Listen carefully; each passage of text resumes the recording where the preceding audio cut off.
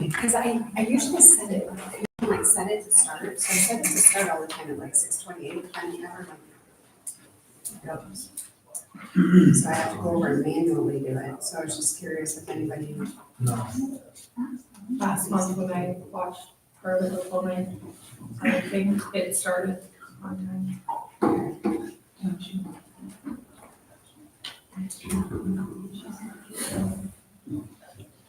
Yes, it says that we're on it, according to YouTube. Okay.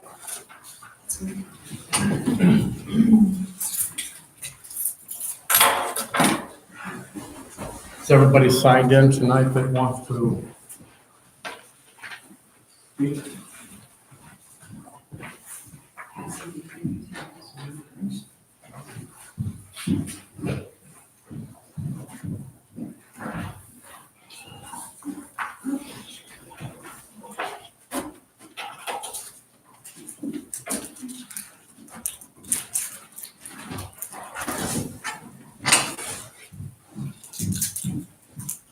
Josh, did I put one of these on your desk by accident?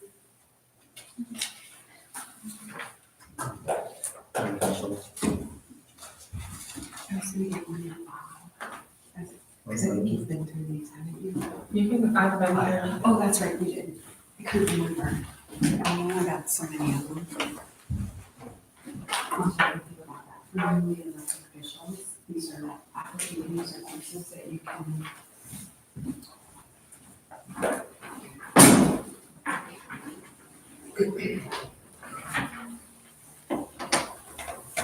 Okay, it's 6:30. We'll call the meeting to order. Start off with roll call. Councilperson Hophouse. Here. Councilperson Bendel. Here. Councilperson Vasquez. Here. Councilperson Schumer. Here. Councilperson Johnson. Here. We'll start off tonight with the pledge of allegiance. We'd like to have that led by our veterans.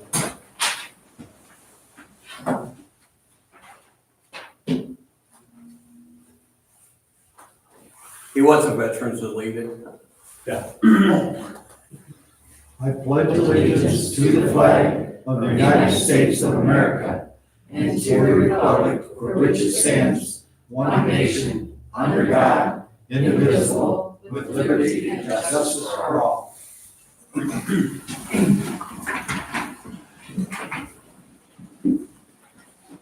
Okay, public input. James Warnke. And this will just be the public input, the next one for the budget amendment, he'll do right before budget. There was nobody signed in for the budget amendment. Okay, perfect.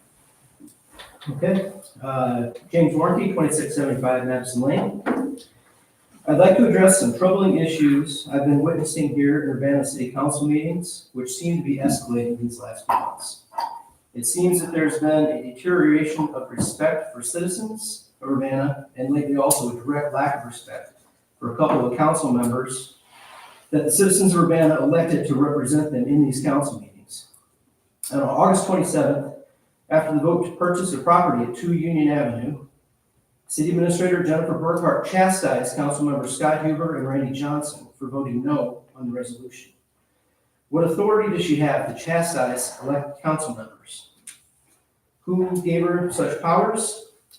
We elect the city mayor to run the council meetings, and even the mayor doesn't have the authority to reprimand city council members for how they choose to vote. In the October council meeting on October 8th, under the guise of a fire department report, Trent Kramer interrogated Councilman Scott Huber publicly in the middle of a regular council meeting. Not one council member or the mayor bothered to speak up on Scott's defense, or to simply say that council members should not be spoken to with that level of disrespect in the council meeting. All this was after the city administrator called the sheriff's office and reported Scott for trespassing because he walked up to a city-owned building and looked at the paint. She stated in the last meeting she didn't know who it was that trespassed, but the police report clearly indicates that she gave them Scott Huber's name along with former council member Armin Martin as the trespassers when she called. She has their phone numbers, yet she chose to call the police and waste their time rather than showing Scott and Norman just a little respect and asking them directly what they were looking at on the property. Everyone that attends council meeting should be treated with respect. It's the responsibility of the mayor and all the council members to ensure that they are. Anytime any person is being treated disrespectfully, they should be stopped immediately, called out, and if it's a city employee speaking here in their official capacity, it should be followed up with consequences to ensure that it doesn't happen again. Thanks.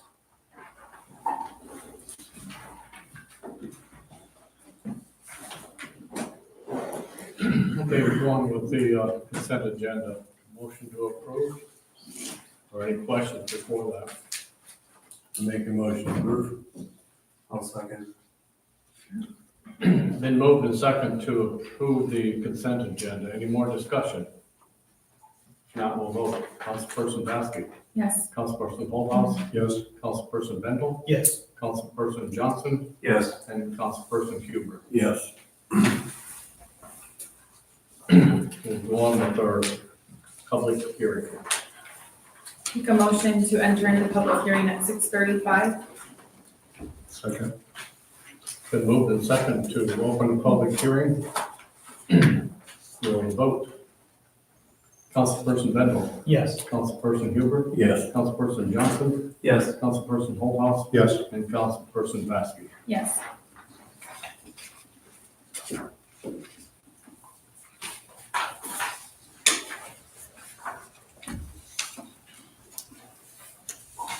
Has there been any comments on the public hearing that's come through the office?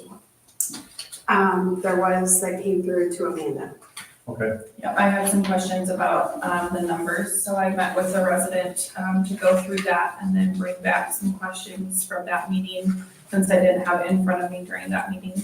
After looking through those questions, everything aligns and it has been followed up with. any more comments?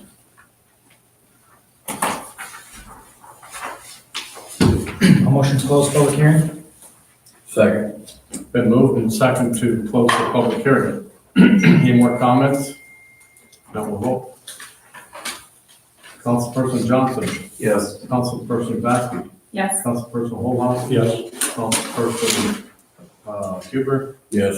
And Councilperson Bendel. Yes. Is that good, Johnson?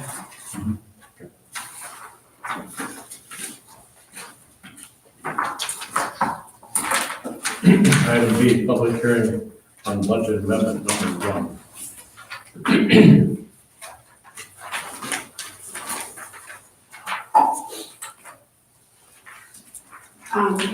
Can I back up just for 1 second? For staff reports, or were you? We're good on We're good on the phone. 5. Yeah, okay.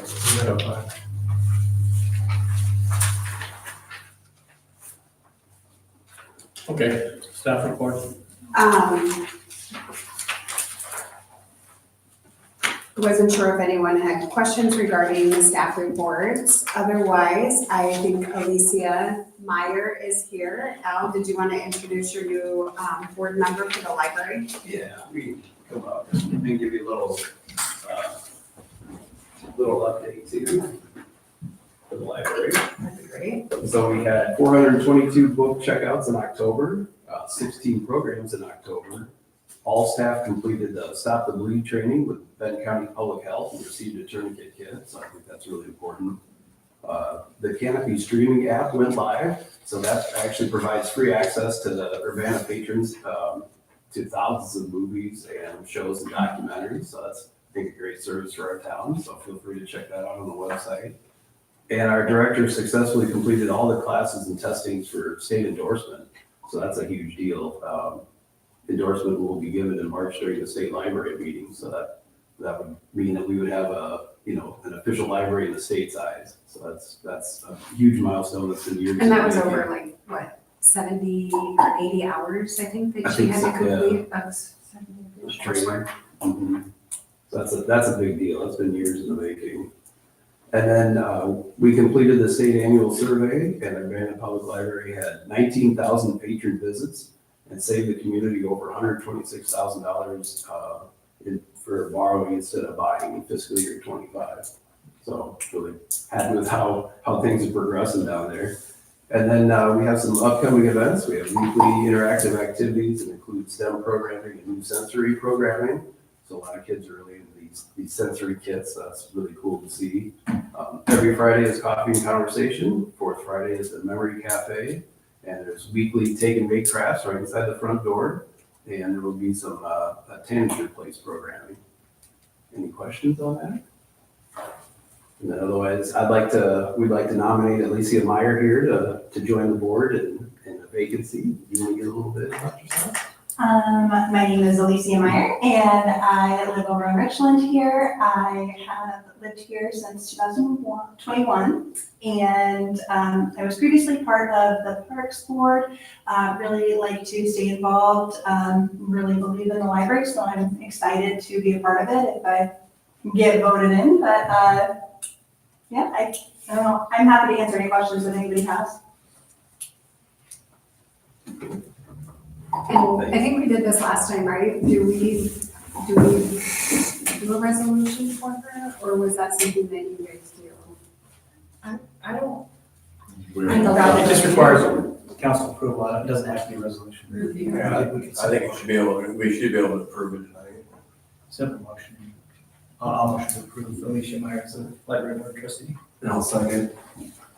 Been moved in second to appoint Alicia Meyer to the library board. Is there any more discussion?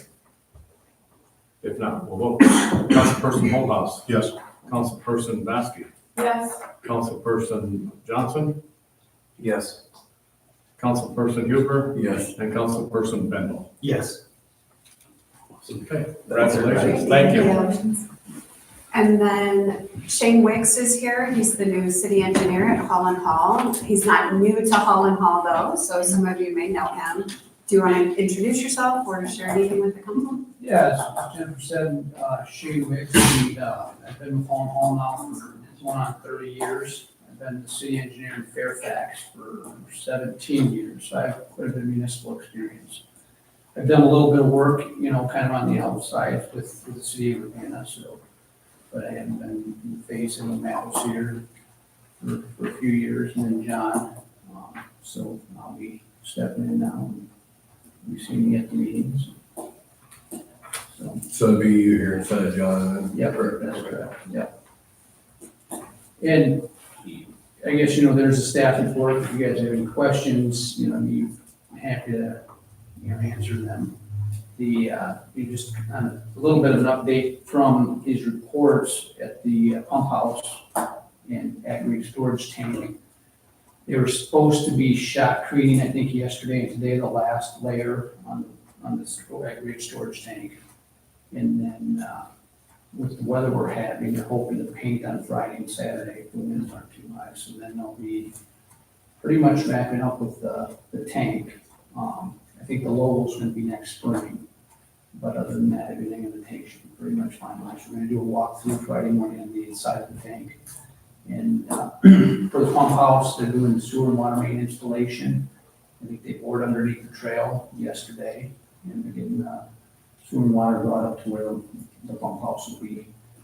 With the weather, they'll probably be doing the pump house in the spring, doing weekly meetings on Friday mornings for the pump house. So we'll find out more on Friday morning and where they stand on that.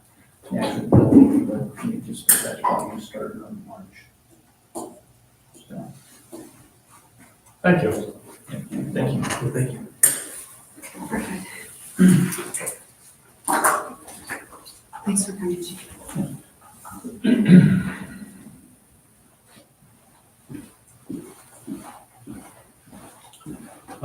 Jennifer, do you have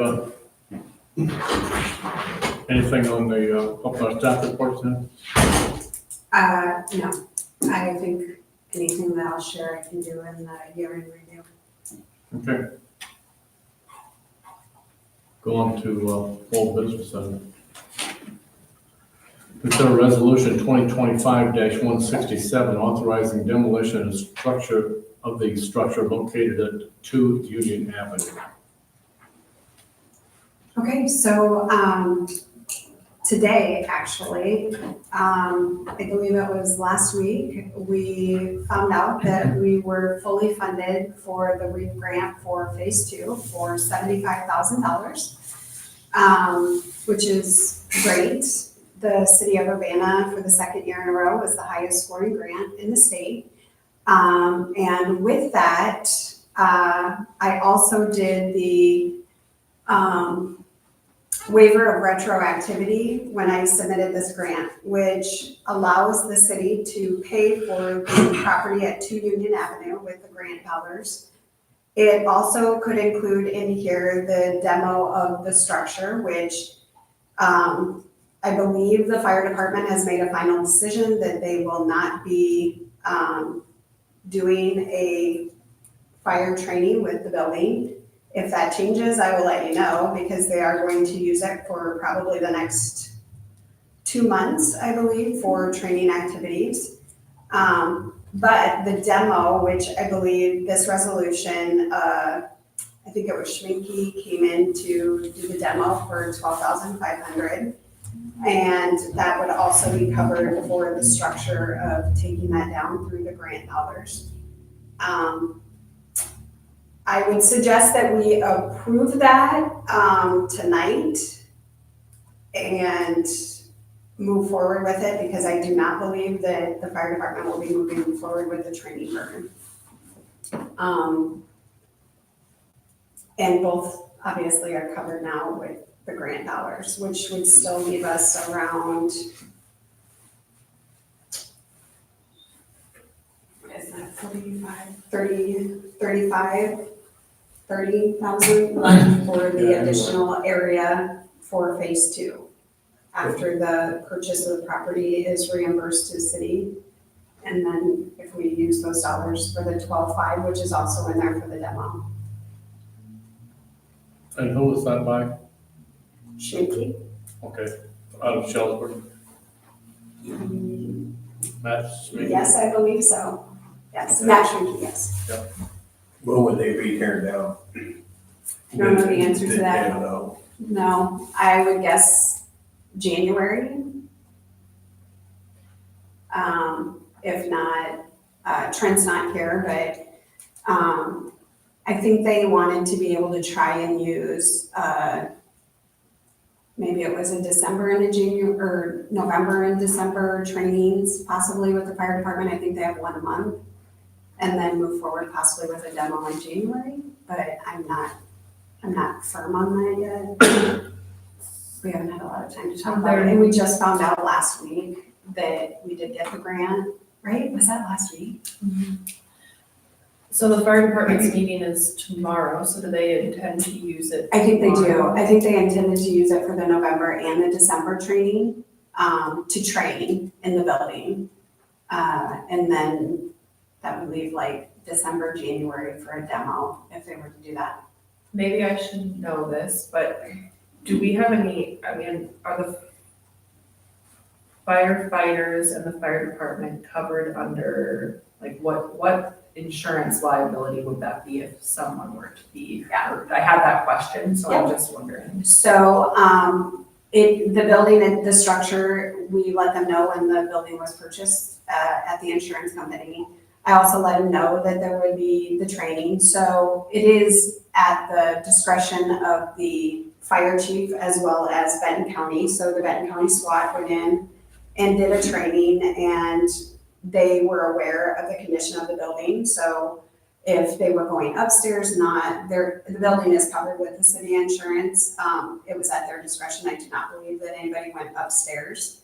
And I believe that the fire department would make those same decisions. Thank you. But when we Were you- purchased the property and it was With your closed question, were down. you asking who is responsible if somebody's hurt? Mhm. That's my, I mean, does somebody have to carry their own insurance to go in there and do that? Because if that's a city-owned property and somebody goes in there, they're doing fire training, is that on the city's insurance? I think just it would be think, on the fire department carries carries their own insurance, right? Yes, I believe so, and the city as well. And the building is covered under the insurance. We notified the insurance company when the property was. Shouldn't be no different than somebody got hurt at the park. Right? Okay, that, I thought that's what she was asking, who was I was- responsible for the Yeah, I insurance just part had of it. somebody ask me if we as this, I think it would be different.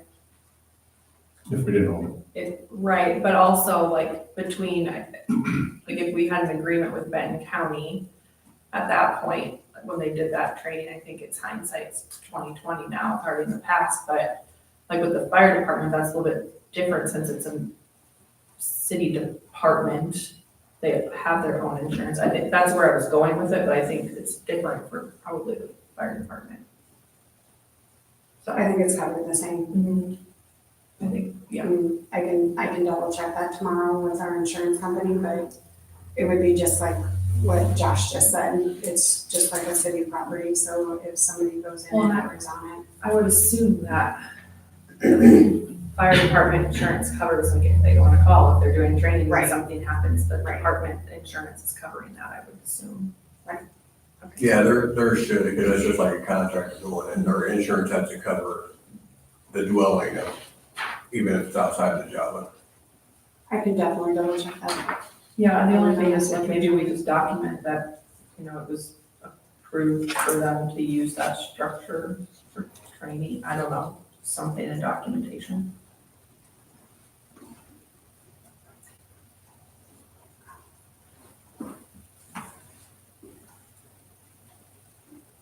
Contact them tomorrow. Okay, do we have a motion to, I got one more question. Did you Yes. ask him about the whole filling and grading? Taking money off for this? Say again? Taking money off for filling and grading? Is that what you, it was in your text? Yeah. I did not. I haven't yet because Trent's on vacation until the 17th.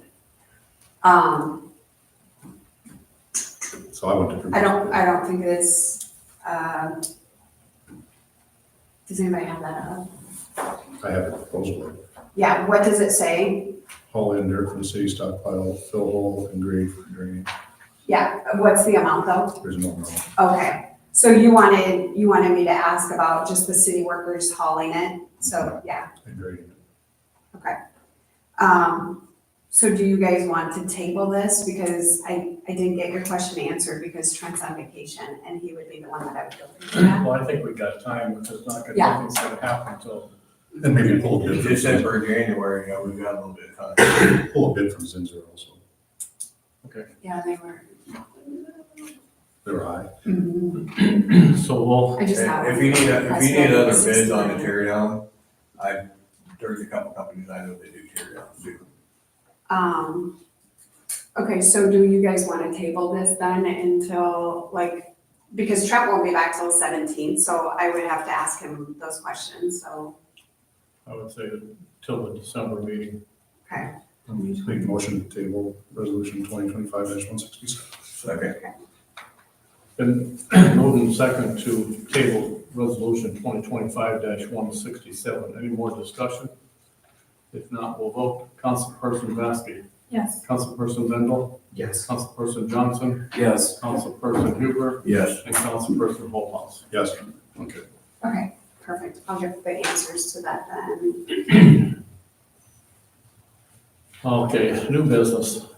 Item A, city administrator's contract renewal. It's time to review the city administrator's contract, and I will be working with Councilperson Vasky to review for any proposed changes. We will then bring it forward to the December meeting to the council for action.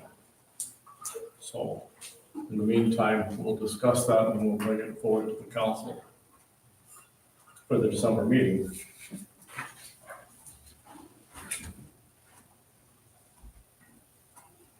Item B, introduction of the new mayor and council members.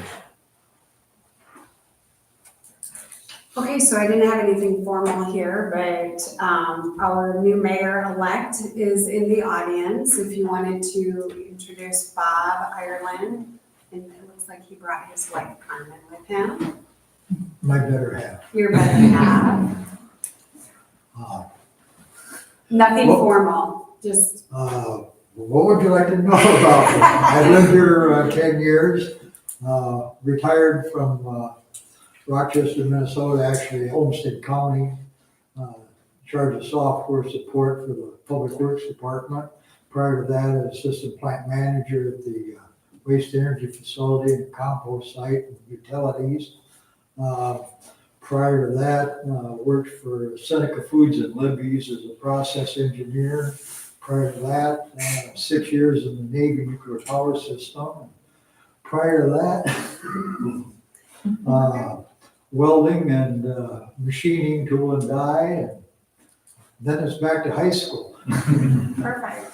Well, congratulations.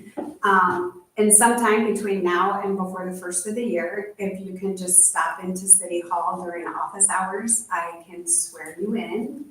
And we typically do it right here in the council chambers.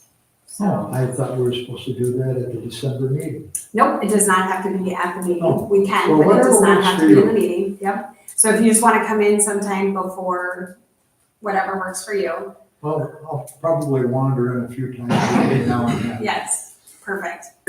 And then, thank you. And then I think Shane is also here. So And Shane Knight, I was once appointed by you all for a couple months then. But I said thank you. I've been here, lived here since 2019, 18, 19, right in there. Been a head softball coach for CPU, and a volunteer wrestling coach. Also volunteered for quite a few of the other athletics, the track, football. Been a volunteer firefighter, been on the different city council, been on school boards, in a different city, but pretty similar to what we have now. So married for 33 years now, 32 years. You're in trouble when you go. Two girls, two grandsons. So thanks. so you as well, if you have time to stop in anytime before the first of the year, I can get you sworn in. And then Randy Johnson, re-elected for his council position as well, so thank you, Randy. I don't know if you wanted to say a speech or anything. Not really. Everybody already knows me, so I Okay. won't waste much time. And you'll have to get resworn in. Yes, and while we're on that, the legislation did pass July 1. So if I did this correctly, I've already taken it. Technically, Randy, I don't think you have to take this training, but I would highly, highly recommend it. The legislation passed in July, a new open meetings training, open record, open meeting training. You also have taken it, didn't you? I've taken it. I do think that Randy needs to take it now that he's been Re-elected, right? reelected and you haven't taken it, right? Yeah. So that's my understanding from taking it last week is that, and I've taken it a couple times and that was new, with I that. would actually encourage anyone Yeah, to take that if you're continuing, because there were things on there that are pretty important. I did it through there was one that was like during the day afternoon thing, and then I took mine from 5 to 7. I did it through the Iowa Department of, Public Records. I sent a link to council members, so you can take one. The one that I did was through Iowa State Extension. The one that I did, I think we paid for. I think yours might have been Mine one of the was free free. ones. Shane and Bob, you will both also need to take that. I did request new emails for both of you, so I'll get information sent to you when I have that. So you'll also need to take that training. And it's mandatory, so when you do take it, and if you are already elected and take it, it's mandatory that your certification is on file here at City Hall. So we'll do that too. Okay. Congratulations to all that has been elected to. Item C, consider resolution 2025-168 to approve an ag lease agreement for city-owned land south of 2101 and a half Faith Street with John Sackett. And he has been our past renter there. And I know, I did pull it off the consent agenda because I know there were questions that I haven't been able to answer yet. So I didn't know if you guys wanted to table this. I think, Jeff, you had a question about the yields, and I haven't been able to get that because Trent is on vacation and he does have those records. And then Josh, I think you had your question about, the rate. So, I don't know, did either of you have anything else to add to your questions or I mean, thoughts? just simply if that's part of the original contract that you would provide, that I would like to see it before we move forward with this, the same price, so. It makes sense to wait until we have a chance to review that. So for me, the yields don't matter, because disease can hit, whatever, so yields really don't matter to me. I think if you go to the Iowa State Extension Office and look at cash rent, that's where you get to base your cost off of. Well, maybe we should change the way it's worded. If yields don't matter. we Yeah, should just yields don't matter, because we're not crop sharing. If we're crop sharing, then Right. that don't matter. But we're not. So on the 18 acres, did I calculate that? Did I send you a response on what it was per acre then? It's, 200 166 an acre. If you Yeah, I thought you did I thought I did too. originally, but I don't recall what it is. Let me just see if I.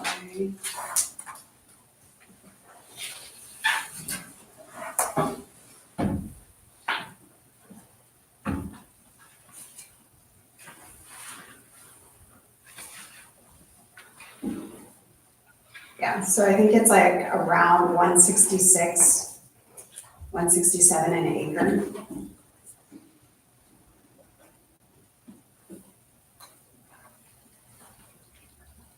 And Josh, what did you say? It needs to be at least 200 minimum. Okay, so.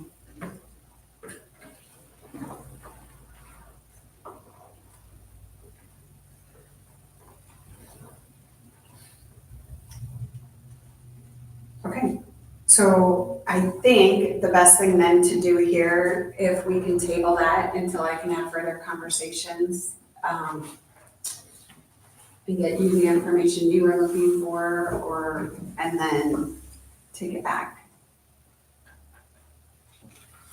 Okay. I would make a motion to table resolution 2025-168. Second that. It's been moved and second to table resolution 2025-168. Is there any more discussion? Now we'll vote. Councilperson Johnson. Yes. Councilperson Holthouse. Yes. Councilperson Huber. Yes. Councilperson Bendel. Yes. And Councilperson Vasky. Yes.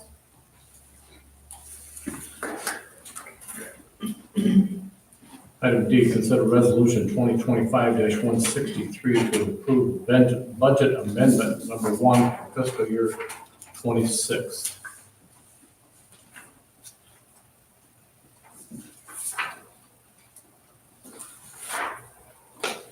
Okay, so I sent this to you ahead of time. I didn't get any questions back, but if anybody had questions tonight, otherwise.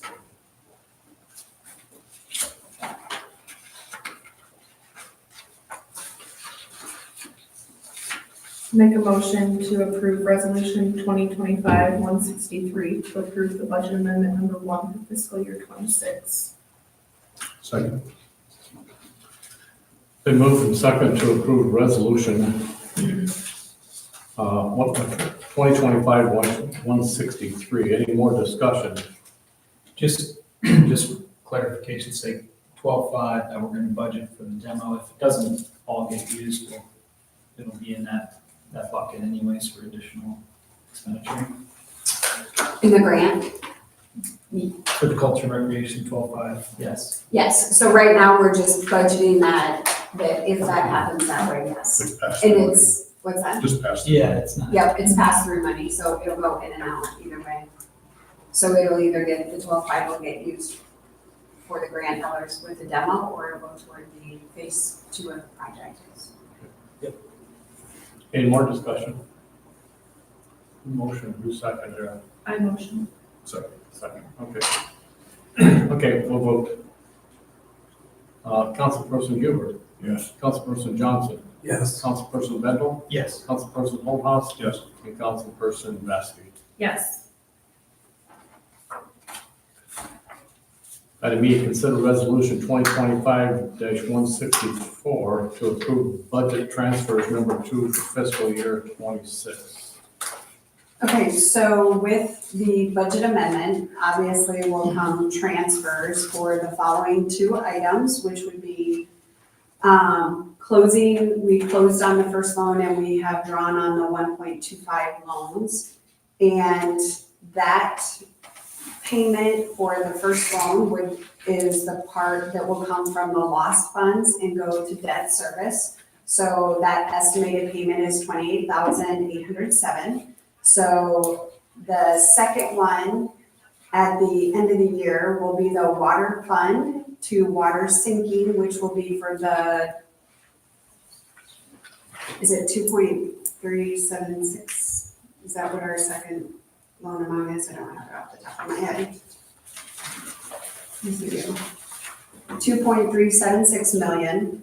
That estimated payment will in June be 141,710 based on the information that we got from Maggie. So those 2 transfers will be for the budget transfers number 2.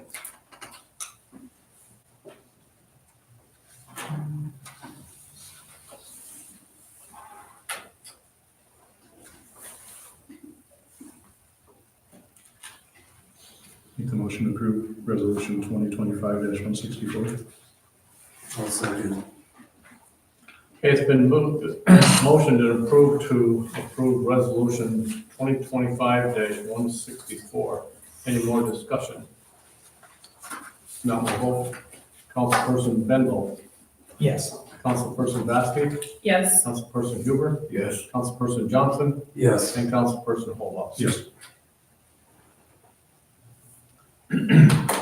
Item F, City Administrator, year-end review. Okay. So I have a packet that has a green cover on it. And I thought this year I would put together a year-end review. Does everybody, I think everybody has it. I tried to label it so we can follow along the best we can, but so the first thing I wanted to do was give a year-end review. So one of the items on the consent agenda is our annual financial report for 2025. With that, I wanted to do a bit of an analysis of the report, just to go a little bit further into what the year looked like for the city. So I did put in a presentation. I'm not going to go through that slide by slide, but you can certainly roll through it with me. Just looking again at the city administrator's role and my financial responsibility with the city and sharing with transparency and what's actually happening with the financials for the city of Urbana. So one of the pieces that I wanted to highlight, there's been a lot of talk with people about the city of Urbana, the property tax rate, and what I wanted to point out let's see here, I don't have page numbers it looks like, but in the actual, I'll flip through this so that you can see the charts, which is the actual presentation. So I'm looking at the memo, but I'm gonna walk through the presentation part. And you'll see a slide that says City of Urbana property tax rate stability. What I did was grab the city tax rate per 1,000 taxable value. And what I wanted to demonstrate there is from FY 2022 to FY 2026. The tax rate represents a change of less than 1.5% over the last 5 years. So the change in property taxes, the tax rate is not changing in the city of Urbana. It's actually stayed the same or roughly the same over the last 5 years. So it started at 14.13667 in 2022, and fiscal year 2026, we're at 14.27045. And all of these documents are available on the Department of Management's website, but I just wanted to share that the tax rate actually for the city of Urbana has maintained stability over the last 5 years. I also put in there the chart right underneath is the city of Urbana property tax breakdown. And just to show the tax entity and where those share amounts on the total tax bill go. The city of Urbana is getting about 28% of that. The Center Point Urbana School District is getting 47% of that. Benton County gets approximately 20%, and then the other 5% comes from the assessor, the colleges, and those different areas.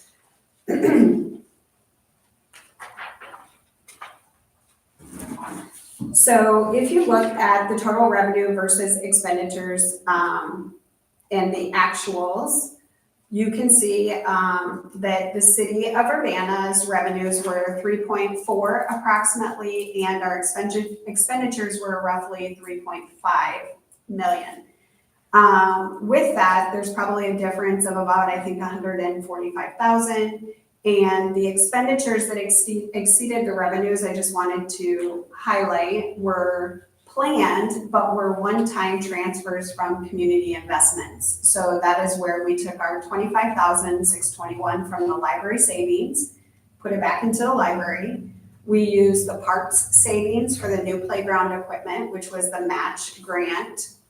And then we also used the savings from the capital purchases, which was around $7,400 out of the equipment savings, and then closed those 3 accounts.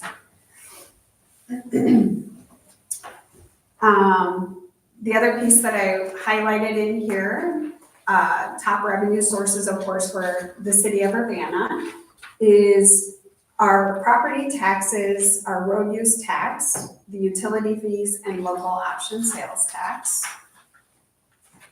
And then on your own, if you'd like, I did include the actual versus budget so that you can see that I highlighted several different departments. Of course, I didn't put every single one in here, just to highlight that several of those did come in under budget for both expenses and revenue.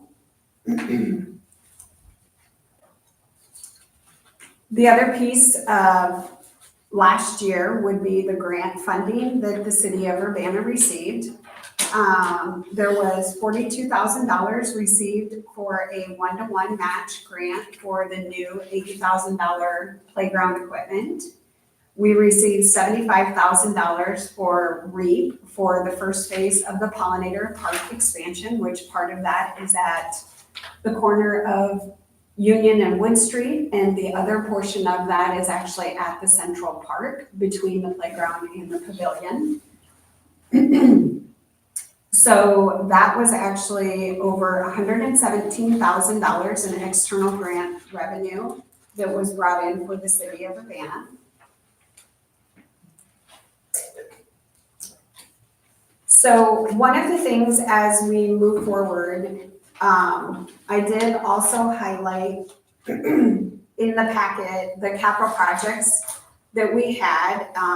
The city came up and developed a capital improvement plan. This capital improvement plan would have been for fiscal year 25 through 29. I highlighted some of the projects that were in the plan and then just gave brief highlights for each project, which would include the water storage tank and pump house project, which I won't go into detail on any of these because everything that is in each one of these slides has been actually shared with the council and mayor before. I also just re-explained in here for the water storage tank and pump house how the city is doing the summary of the 2 loans that we have for the water improvements. I included the Big Miller Lane project in this report only because it fell this summer, so it was actually not part of FY25. It actually, the expenditures are coming out of FY26, but we started the planning before that, so I did include it, even though this project actually will end up falling into the fiscal year 26. I did want to highlight that this project will be, I think, a total of $175,958, which came in under budget, which it was budgeted for $234,000. And this project funding source is fully funded through our road use tax, which was in our reserve for road use. The annual chip seal is on here. This is done each year. It's approximately 45,000 for streets. And that was all the projects that we had for that. What I've been talking to Maggie about, since I got here at Sphere Financial is, and actually through the, 3 different audits that we've had at the city since I've been here. One of the things that I would like to discuss tonight in this was the need for a fiscal reserve policy. So my recommendation is that the city looks at actually putting together a policy to have us work toward a solid fiscal reserve policy. And what I would like to do is, I gave a sample in here. Let me just move some papers around. I gave a sample of the fiscal reserve policy. Based on our general fund expenditures, the recommendation for a reserve would be anywhere from 25 to 40% of our expenditures in the general fund. That would be approximately anywhere from 245,000 to 390,000 that we would want to put into a reserve. Meaning at the end of the year, when we have our fund balances, what's left and what can be transferred into a reserve. That way, on our cash report, it's very clear to the council and the mayor, what is our operational budget and what do we have in our reserves for each of the following funds, which I would recommend we do for the general fund, the water fund, the sewer fund, and also continue with our road use fund. So I put down here, the example for these is to do 25 to 40%, which would cover at least 3 to 5 months of the general fund expenditures, which would be good practice, providing cash flow for operations between property tax disbursements, covers any emergencies that we would have, and helps maintain consistent service levels.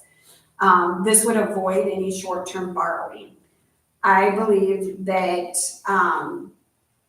to start would be a 275,000 general fund reserve, which after talking to Maggie, she would like us to use our goal in our policy. Like we would like to get around to 100% of our operations. And whether that happens in the policy, it's still good, I think, to put in there as a practice that could be our goal.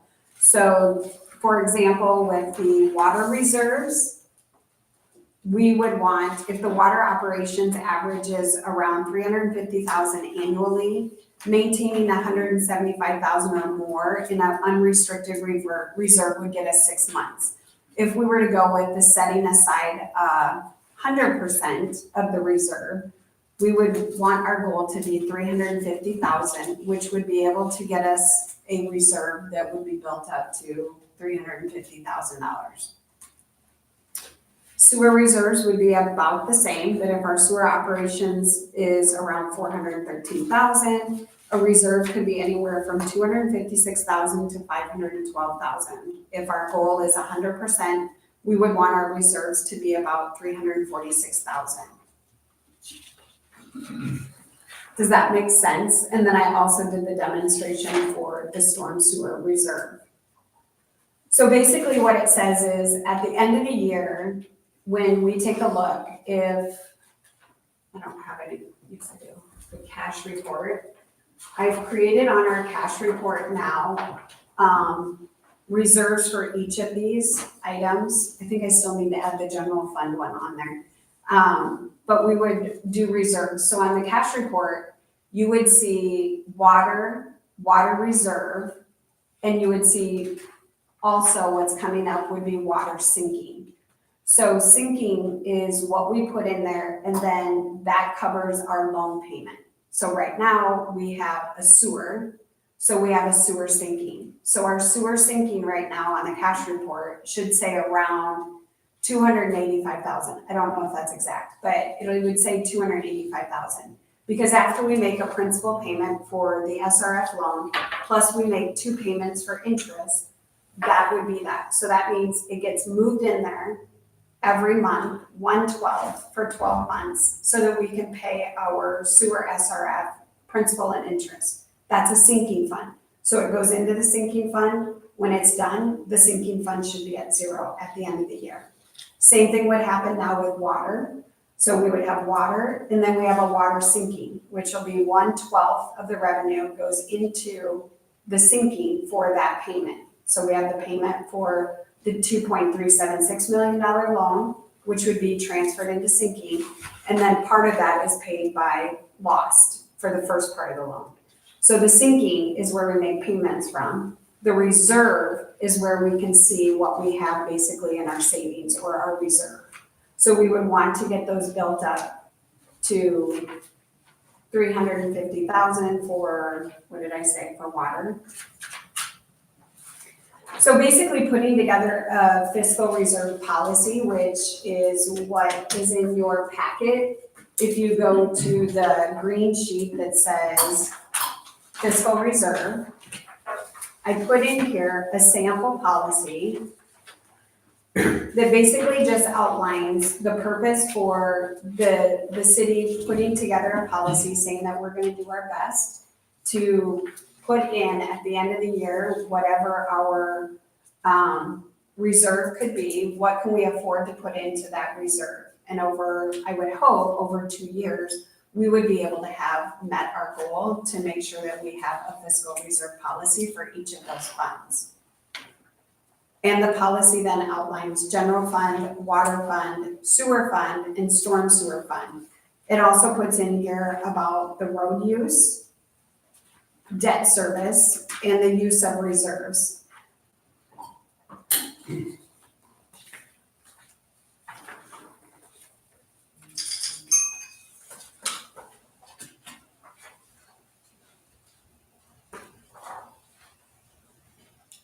That's a lot. I don't know if you guys have questions about that or about how we would set up the reserve.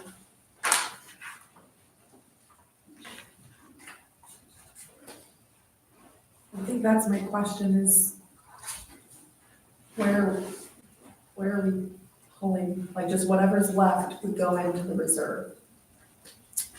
So, yeah, but we wouldn't put all of it in there because remember, like, we would want to make sure that, because our first big payments for the year usually come in September, October because of property taxes. So we need to make sure that whatever we have at the end of the year in our cash report is exactly, we wouldn't probably say, oh, we're just gonna, even though it says 350,000, we can't just move 350,000 because we need to make sure that we have the operational budget there through to the next year. So, so the goal is that at the end of the year, which in the policy, monitoring and reporting on page 2, would be that I would be coming back to you and sharing with you a review and a report at where we believe that our reserve levels will be during the budget process and then at the year end. So, and again, we may have to make adjustments. We may not meet this in the first year, obviously, so it would be a goal that's what we're working toward. This year, if you look on the general fund balance, I think I told you guys that after the auditors were here previously, we were reconciling money market account in the general fund. And so when you would look at the cash report, there would be an extra 425,000 in there, which shows our general fund was at over, I don't even know, over 800,000. And we really shouldn't do that because that's demonstrating that it's really kind of part of our operational funds, or that the city is over collecting dollars from the patrons, and that's not what we would want to demonstrate. So that $400,000 was pulled out when the auditors were here, and it's reconciled now into its own bank. So every month the interest is reconciled, but you can clearly see the money market is separate now from the operational general fund, which it previously was not. It was being reconciled within the same bank. So now that I get into that further, we don't have, unless you guys knew of one, because I could not find one, we didn't have a fiscal reserve policy. And I believe that that would be good so that our cash report, when I started, was like 8 pages long, and just over time, trying to get that cleaned up. Capital projects cleaned up, things like that, that we should really show our reserves so that when we're coming together and we have to make a decision like we did in May, for example, when we had a $67,000 bill because we had a hole in one of our wells, I want you to be able to clearly see like, okay, so we have this much in our water reserves or our sewer reserves. So you can see, like, if we already have 350,000 in there and we need to take 67,000 from there, it's very clear where our reserves are. So you can see it's separate from the general operational fund. So I know that's a lot. I did put these on the agenda because I wasn't sure if these were decisions that you wanted to make tonight or if you wanted to be able to take these and look at them more closely. I put together a sample policy and then also what a resolution would look like to adopt that policy. So behind the green paperwork, there is the policy and the reserve policy resolution. And if you if you want to act on those tonight, or if you want to table those and look at them further, that would obviously be your decision. I think it's important to state that the goal isn't to levy or tax to build them up. It's more of a, Right. it's more of a visibility thing as far as this is what you have in reserves for that, Emergency for that expense or. specific line item or that specific operating area. So we will continue to budget as we see the need for expenditures. But we're not gonna go above and beyond just to fill this little bucket of Right. reserve fund. It's more or less to just delineate what is reserve and what is Right. actually budgeted for. So at the end of the year, if we don't spend what we budgeted, it's part of your reserve, right? Right. That's kind of what I was thinking. You got a budget set for the year and you stayed under that budget, whatever's left of that, in the year for that budget, that's, you can put that in reserve. You can't really calculate until the end of the year whether or not you saved that extra money. Exactly. Yeah, I think I would like to table this until I had a chance to read through it. And I also think like to go back and look to see, I mean, I know you've stated like it might take 2 or 3 years. But Right. is that real, like, in my mind, without looking at it, is 2 to 3 years really realistic? Like, I just need to sit down and process. Absolutely, yes. So these were just think about items as we move into budget that we can start having more conversations about. So I wanted to have those in front of you before we move into December, January, and February. I think my other comment was, on your year in review, if this hasn't been posted on the website, I'd like to get it posted on the website. The only thing, is a potential clarifying, piece, and maybe obviously take out the last few slides where you're talking about fiscal year reserve policy, when we haven't actually done that yet, but on slide, I made a note. The capital projects with the big Miller Lane, Yes, maybe just note in like put a note on there that this Yeah, is really I actually- 26, if someone's looking at it from a public standpoint. I feel like we could actually take that one out. The reason why it started in there is because we did the bids and we did different things like that. It really probably doesn't need to stay in there because the expenditures are happening in FY '26. So you want me to post, yeah. So post, you want all of these posted except for where it starts the slide that says City of Urbana Reserves, Yeah, I think since that's not because we haven't, in depth, and you can't say that in definite, this is what it's Right. going to be. right? So do we have a motion to table this resolution 165? I would make a motion to table resolution 165. It would actually be the policy, I think. Or is it? No, yeah, right. It would probably be both. Okay, I'll So I would Just start with the amend my- policy. amend this. So I will table both policy for the city of Urbana fiscal reserve policy, and I will table the resolution for 2025-165. Second. Okay, so you want to table 165 and 166, both? Yes. So fiscal, she wants to table the actual fiscal reserve policy and 2025-165, which is the resolution to adopt the fiscal policy, right?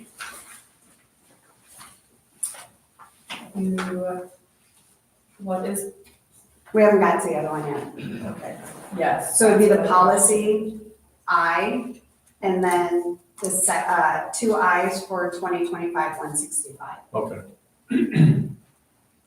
So it's been moved and second to table resolution 2025-165. It's been moved and second. Any more discussion? If not, we'll vote.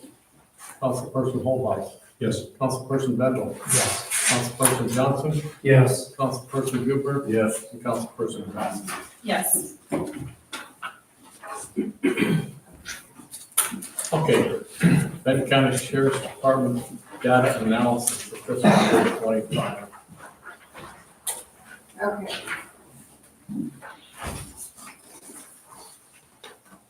So just as I did last year before budget season, I analyzed the FY '24 data. No, '23 data, right? So now '24 data. So this is the FY '25 data for Benton County. So Benton County sends us the quarterly reports that are shared. So we got a fiscal report. So it was July 1, 2024 through June 30th of 2025 from Benton County Sheriff's Office. So I took that data and just broke down the raw data in the summary. So you have the analysis that I have here, and then the pages behind it that look like this are the raw data from Benton County that came through. And I believe I sent an email about that too. So I just did some brief analysis highlighting that there were several call patterns. Multiple call patterns included civil papers being delivered, some of them even to the same address over time, reoccurring alarms, typically at Hutton Drive and Sunset, and most are domestic and welfare checks at residential streets. I also then just did a generic pie chart showing how that raw data kind of shakes out for the year. And then also summarize the trend data for quarter. So as you can see in quarter one, we had about 75 calls, quarter two, 85 calls, quarter three, 80 calls, and quarter four, 85 calls. What I also wanted to note is that if you start taking out some of those call patterns that are civil papers, reoccurring alarms, and 911 hang-up calls, in 1 month, you actually start seeing some of these calls, like for the month. Oh, shoot. Hold on, I have that sheet in my office.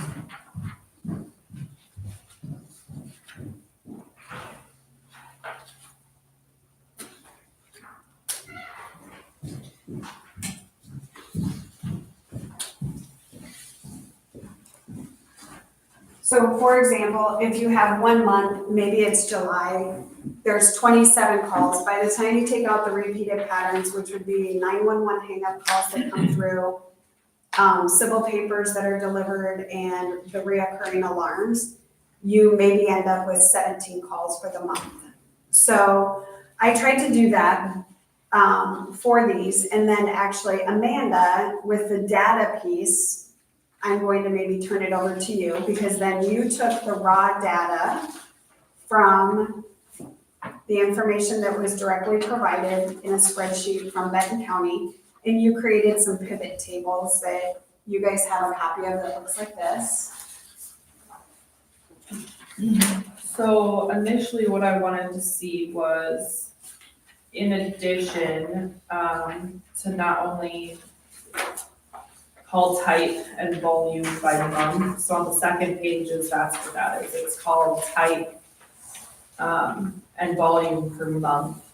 And then, is this the one that I had taken out some of those, 'cause I wasn't sure. Yes, this second one is where we took out 911 hangups, And the then reoccurring alarms, civil and the civil papers, Okay. yes. So the first page you can see is the raw data with 357 calls for the entire year time frame that they provided us.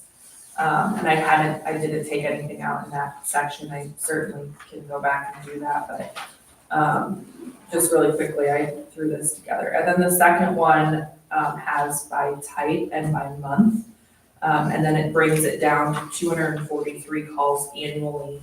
And then you can see the call type, and grand total by month. And then the first page, I wanted to see, really how many calls in that year time frame broke out by month and by hour. And the reason I think it's important to break it out by hour is because we need to, in my opinion, subtract the number of calls that would have been already handled by Benton County previously to us making any change with our police department, because those were calls that Benton County already would have been handling because we didn't have anybody on service. And this was really high level. I didn't take into account weekends. I didn't take into account, so it still includes those hours. I just picked any day of the week throughout the month where it was from 11 PM to 6 AM, which that doesn't account the weekends when we didn't staff certain hours of even the full day. And then you just would need to subtract, and I hadn't gotten that far yet, but just initially, I wanted to see that information and do some pivots on that. We can certainly do more pivots now that I have the information in an Excel spreadsheet and, by category, so. So for example, on your page 2, once you take out the 3 reoccurring patterns, which 911 hang-up calls, civil papers, and the reoccurring alarms, like in January, there would have been 24 calls for service. February, there were only 16 calls for service. March, 18 calls for service. April, 23 calls for service. May, 23 calls for service. June, 20 calls for service. July, 26 calls for service. August, 15 calls. September, 17 calls. October, 26 calls. November, 17 calls. December, 18 calls. So based on the data, so I tried to provide some charts for the data to summarize it, and then Amanda created the pivot tables, which I think was a great idea to even break it down by the hour, showing the contracted time. If you go back to the memo that I sent with the Benton County Sheriff's data, I just wanted to highlight that in a 5-year trend, very similar to what I did previously, in FY '22, the city police department's budget was $232,465. In fiscal year '23, the city police department was $242,602. In fiscal year '24, the police department's budget was $335,450. In fiscal year '25, the police department was at $267,100. This year, for Benton County, this year for FY '26, we have a contract with Benton County for $40,560, and then also budgeted an additional $108,262 for operations if we were to have an active police department. With that 5-year trend, in FY '26, the spending for law enforcement declined by approximately $186,000 since FY '24, which is a reduction of 55%, even while accounting for the FY '26 operational cost that was tied to an inactive department. The reason why I think that we need to continue to look at the data and make a decision about the police department is because the crime is not increasing. Matter of fact, when you look at the data, there's very few actual criminal crimes happening in Urbana. I don't think that with the data analysis now for 2 years in a row, that the city can afford to have a police department budget that has ranged from $232,000 to $335,000 for one person on shift at a time. But 335 is a little misleading because there's a car. Correct. But also, it's not necessarily misleading. What it is, I don't think it's misleading, actually. There is a purchase of a vehicle in there, and whether or not a purchase of a third vehicle was warranted is also a question.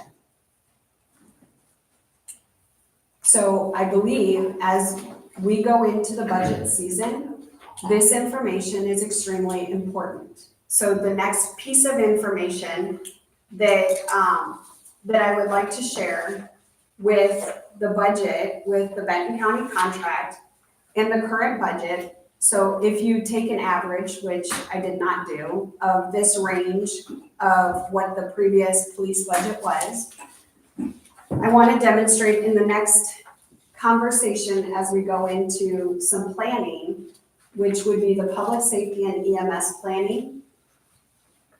I want to talk with the council and the mayor about looking at the future of public safety and how that can look in the city of Urbana. So for example, we have North Bend Ambulance who has reached out to the city and would like to potentially in the future have a satellite location located here in Urbana, which would help service people quicker with an ambulance, with the call volume that Urbana has, which I think the police department has demonstrated that in their fire department updates, in their quarterly updates, that the medical calls that they're responding to has increased. I think that what we need to be looking at is potentially, how can we look at public safety as a bigger picture in terms of our EMS and possibly in the future doing a partnership with North Bend Ambulance, how we continue a contract with possibly Benton County for service, since they're obviously meeting the needs that the city has. And then also, how can we start looking at long range or long-term planning with the fire department? Because what we've also learned over the last year and a half with our fire department updates is in the next 5 years, the city fire department truck could potentially cost close to $1 million. And that's obviously an estimate just based on what the fire department has shared in terms of the cost of the apparatus. So I feel like what we could be thinking about doing, and these are simply just examples that are in here for calls for service. So with North Benton, they shared with the medical responses, which would include the fire department. From 2020, the calls started at 66 calls for medical. 2021 increased to 87 calls. 2023 increased to 103 calls. 2024 increased to 105 calls. So as you can see, Urbana is a higher call volume, and if North Benton were to have a satellite here, how could we potentially support a satellite location here, which I believe was mentioned just in conversation that it would be Urbana, Shelmsburg and Brandon, is that But Shelburne, part of that's being covered by payload right now, right? or north, yeah. Yeah. So that's just the preliminary like conversations I think that were happening. The second piece of that was, if the city were to look at something called a capital set aside policy, we could potentially look at doing something like if the city decides in some of these funds for public safety, EMS planning, we could be budgeting for, let's just say, I'm just gonna put this figure out here because I think this is what I put in here. If you were to do a set aside and we wanted to possibly or potentially have further conversations with North Benton, for example, what could that look like? So in addition to whatever the EMS essentials are that they currently get from the Urbana tax base, would Urbana be willing to put any more dollars toward that to house the ambulance here with however they would do that, which they obviously would take that over? You know, does it cost $75,000 to have someone here during 8 a.m. to 8 p.m.? What would that look like? So these are just potential scenarios. The fire department, for example, if we were to look at setting aside $50,000 per year that we would consider a capital set aside, that $50,000 per year in 5 years could be $250,000 the city could put toward $1 million fire truck for the fire department. And I wanted to potentially just share here that even if you took a $40,000 Benton County contract, possibly $50,000 for fire department for long-term planning for capital, and then possibly an additional, I don't even know, $25,000 for EMS to help go toward a satellite. I didn't do the math in my head, but let's just say that's 150,000. And I know that's not the correct math. But what I'm trying to demonstrate is that we could have all three of these services still for less than what we were using for just the police budget alone for the last 4 fiscal years. And I know that that's also a lot to digest. I'd like to make some motion to table this because I've never heard anything about the police department being shut down. This is just, I mean, when we So the police voted, department is not shut down. that's what you're making it sound like to me, that you're wanting to do away with the police department totally. And I think that's a totally different discussion. So what We're not I'm taking any providing, action on that though, and this has been a budget, a conversation for 18, just 24 months. I mean, this conversation started 2 years ago. So to me as a council person, if you're saying that you haven't heard of that, you are a council person, I guess are we not hearing the same message? Because that is what I am hearing. We're not acting on closing the police department today. We're prepping for our budget session, which is starting in the next month. I must have misheard it because it sounded to me like like it was being proposed that we just do Well, away what with. she's doing is, There's no resolution to do that. my opinion, she's showing her options, the council and the city, the options, what we have. Then them options will be weighed during the budget meeting. Okay, I just took it as we want to shut down the police department, and when we voted on letting Chief Baker go, even after the meeting, I was texted by another council member saying that this wasn't a vote to do away with the police department. And to me, That wasn't. It wasn't. okay, to me, I mean, that's the way I took it. I mean, I took it wrong, but. so what I'm continuing to demonstrate is exactly the data that I brought last year. So we are acting with an inactive police department, and it is the role of the city administrator to bring forth all the data that I have and to put in these memos exactly different options the city has. These are here because in the next December, January, and February months, where we're putting together a budget, that's exactly what is in front of the council.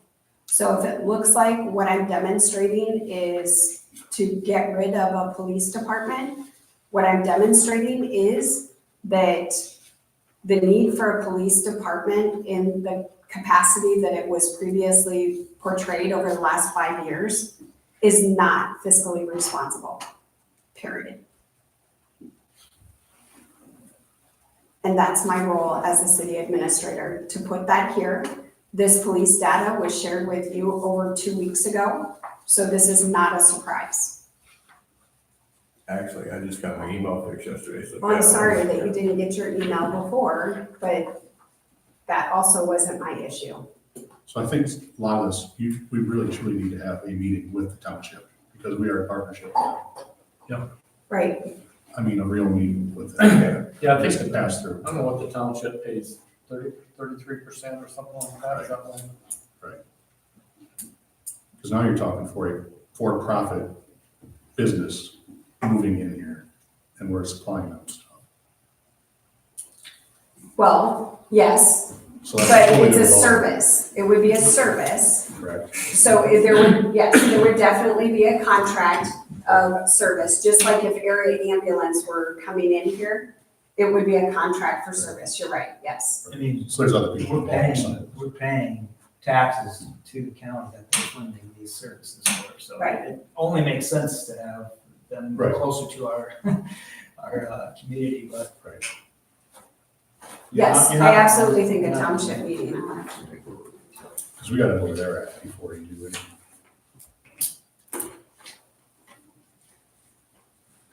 And I think it's important to summarize that this is all just more of a hypothetical illustration. Because a new fire truck has not been discussed, that's not been presented to us as a need. So this is more of a, if you took this approach, here's what this allows you for your community I think this, down the road. the requirements are, they're finding that no small town is gonna be able to buy new fire trucks. Yeah, I think $1 $15 million is no way. short, I thought it was like $1.5 million. So So it would be closer to $1.5 million. Like if you were in the city of Cedar Rapids, for example, I think the new truck there was like 1.7 million. Obviously for the demonstration purposes, I'm just looking at like, if there was $1 million truck and we were able to help. I think you're seeing a lot of them taking their backup truck and keeping the chassis and just putting a body on the back. Is what I've been told. What a lot of them are doing. Well, and I think the best people to have that conversation would be our Because they don't have a fire lot of department. miles on them. It's short runs. Yes, so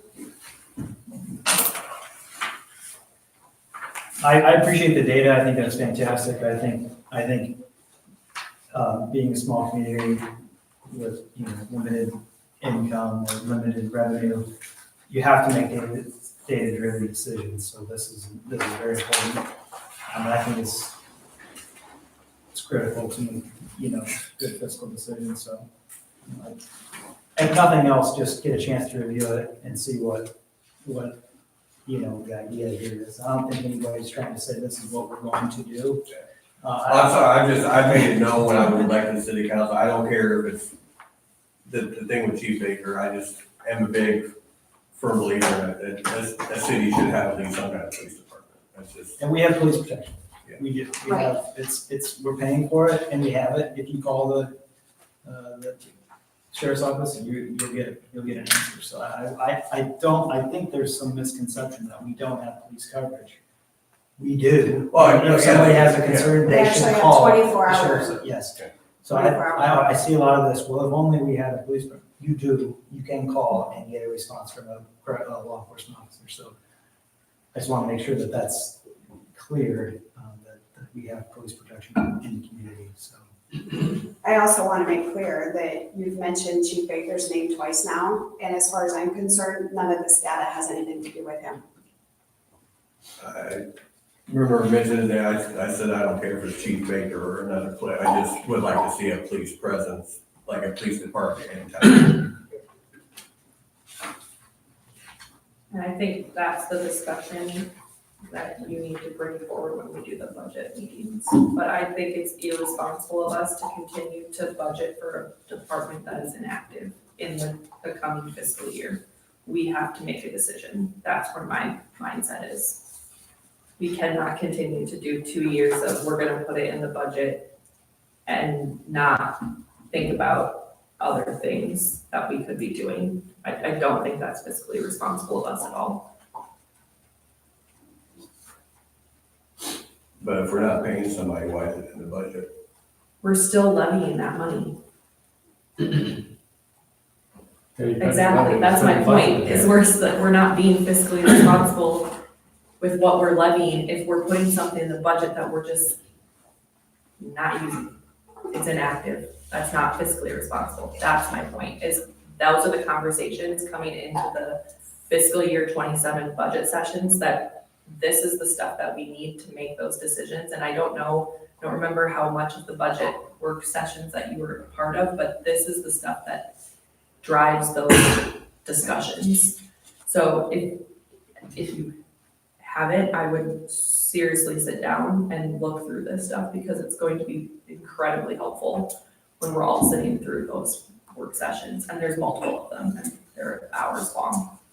And also to add what you just said, Amanda, so in this for the Benton, on the part where I did the analysis of the contracts or the budget, the $40,000 Benton County contract plus the additional dollars that were budgeted for FY 26, those additional dollars are specifically to wages, because we had to budget for the wages for the police department.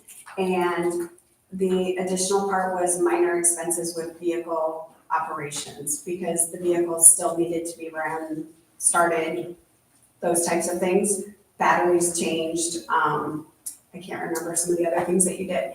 But that would be what made up the FY 26 budget, was the contract with Benton County, those minor operations. But the biggest chunk of that, which was over 80,000 plus, would have been for wages and benefits.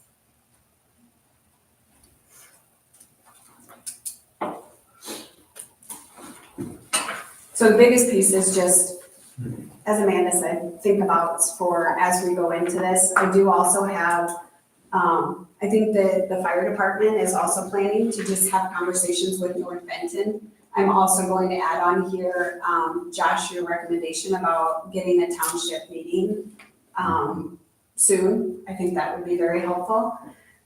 So I think that as we move into December and the other sessions, if you guys are wanting to look at this information as well, maybe tabling the capital set aside policy with the resolution 2025-166. Again, the purpose was putting it on there so that we can be thinking about that as we move into budget season.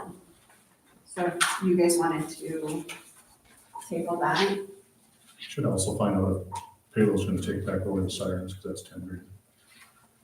Oh, Yes. Yep. I don't know how you've got to find it out. Yeah, I think, what is it, Josh, like 8,500, 7,500, something like that was our Close to the nine. maintenance. 7,200. Yeah. We just Might paid be, it. yeah, It was in the okay. claims report. I went to an informational meeting with them this summer, and they said that if they recommissioned the plant, their new alert structure that they were proposing to the federal government did not include sirens. Really? But the people that gave that talk, I can reach out to them to find out if they have a more concrete answer now. I will motion to table resolution 2025-166, adopting the capital set aside policy for the city of Urbana. I second. You second it? Randy, Randy. Randy, okay. Then moving second to table resolution 2025-166. Any more discussion? Not the vote. Councilperson Hophouse. yes. Councilperson Bendel. Yes. Councilperson Huber, Yes. Councilperson Johnson, Yes. and Councilperson Vasky. Yes. Okay. Work session. Employee handbook. So, I was thinking about this today. Does it really make sense to talk about this right now, or can we, I know we keep tabling this, but I just feel like we're gonna be redoing this in a come 2 more months. We're gonna go Right. through Yeah, it from start to finish. Right. So I think tabling it again only makes sense, and it could actually be part of a work session. Did you get any feedback on those two sections? Yes, I read it today and I had some scribbles, but I didn't send it in, so. I don't think anybody has. So I would be, Randy, did you send anything? I don't believe so, from the last one. I'd be, I haven't, I have honestly not had a chance to look at it, so. I'd be- Again, since the last time I looked at this. Do we want to table it to next year? I don't think it's gonna do us any good. Till after everybody, till everything's switched over. Yeah, I'll move to table employee handbook discussion till next year. I second. Which our goal, our goal was to have it done after budget season, so we have until like March, and we only have these last 2 sections, I believe, right? The Yes. 2 big sections, but they're big ones, so. Yeah, these next 2 are, like the one that we were supposed to talk about tonight was big, really big. That's why I'm surprised that there's not any, that just tells me nobody's actually really understanding to look at it. Because I would thoroughly expect did any make- questions. I did make most of the corrections though and sent those back to you guys in your email from the last session that we did. There were some minor ones in there, but yeah. Okay, so table this maybe until February's meeting? Or do you think before then? Probably. But you can give it to them now. You can give them a copy of the handbook. They can start looking at it. Oh, yeah. I can do that. And we could tack it on to I got one, I'll let me donate to you. Well, if there's some changes, she'll have to. Yeah. Well, I have updated changes of what we've talked about for most of it, but yeah, there were still, I think, I had questions. We've had a motion and a second to, I think I have, did you motion or did you? I motion. I'll second. Or- okay. I second it. Sorry, you did? Okay, I thought, Yeah. that- okay, so Jeff Table and this till then the Scott. February meeting, so we'll vote. Councilperson Vasky, Yes. Councilperson Johnson, Yes. Councilperson Holthouse, Yes. Councilperson Huber, Yes. and Councilperson Vandal. Yes. Okay. Motion to adjourn. Make motion to adjourn. I'll second. All in favor, say aye. Aye.